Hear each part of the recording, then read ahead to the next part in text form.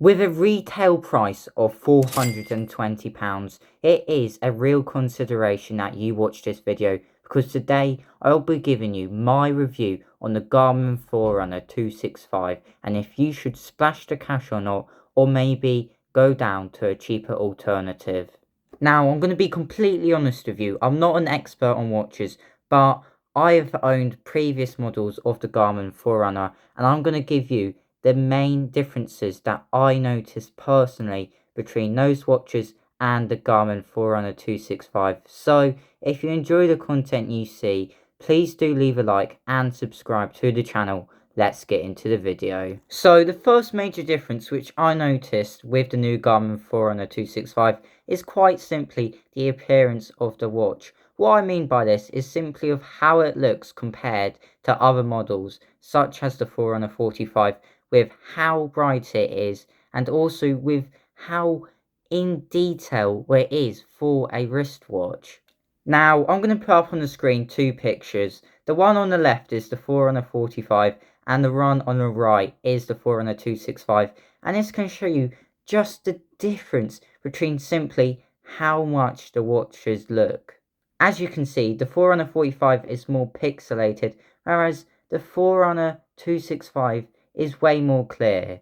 In fact, the Forerunner 265 has a display resolution of 360 x 360 pixels, which for a wristwatch makes it look incredible, and the difference is something you do notice straight away. So the overall feel of the watch is really nice, and you can notice just how many features there are, which brings me on to my next point for all the personalized features which there are on this watch. The Garmin Forerunner 265 has many functions which were not on their previous models, which is then adapted to you, and this can be ranging from many things, including morning reports, which is specialized to talk just about you, the user of the watch. So now I'm going to tell you about some of the functions which is on this watch, but I will not mention all of them because otherwise this video will be half an hour long. But here we go, here are some of the main functions of the watch. First up, recovery times. This feature basically is what it is in the name. After a race or hard workout, your watch will come up with a recovery time, for example 24 hours, for how long they think you should recover after a race, which is a good guidance and is normally quite accurate. Next up, training status. This is what the watch thinks you're training at, and there's 5 sections which it believes you are currently in, which shows how well you're training, and this can range from poor all the way up to improving, and it just shows you how well it thinks your current training is going, which is a good guidance to see if your training is actually working for you, and if not, it may be a reason why you could change your training ideas. Next up, training readiness. This feature shows you how well the watch thinks you are ready for an upcoming race, and this can show you if you feel fatigued, and it gives you a score out of 100, and the higher the number, the more it feels you are ready for an upcoming race. Now, all these functions can help you in assisting you with your training, and it gives you a general idea of how well you're doing, and it gives you any tips on anything that you may need to change, and it can also give you pieces of dialogue which says summaries on your training, which I find quite helpful in telling me how I'm doing, and it can even give me tips on what I may need to do in the future. But then, of course, we then have the actual features of the watch, which you have on every watch. What I mean by this is like the GPS, the battery life, and these features you can notice how much of an improvement that they have had in the Garmin Forerunner 265. Like I just said, the GPS on the Garmin Forerunner 265 is really accurate, and you can notice even in urban areas or in forest areas, the GPS is generally been really accurate for me, which is really nice because before on the old watches, sometimes the GPS can be off, which can be really annoying. So that is a nice change to have.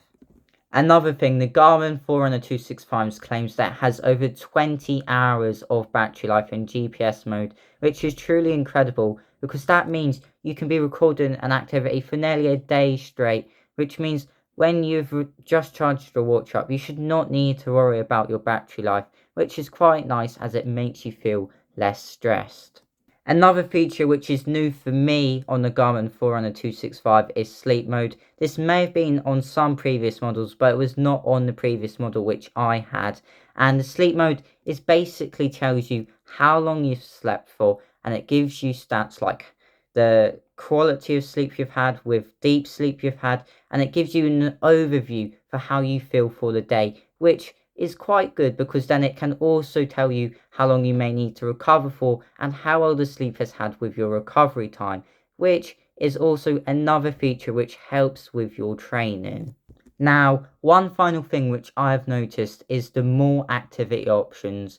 What I mean by this is generally like more activities you can record an activity under. For example, you can now record for many different sports such as swimming. You can do more ball and racket sports. So if you're, for example, a footballer, there's a category on your watch just for football, and it can also go to some very obscure sports. So if you do an obscure sport out there and you want to record it on your watch, then the Forerunner 265, it does do it for you.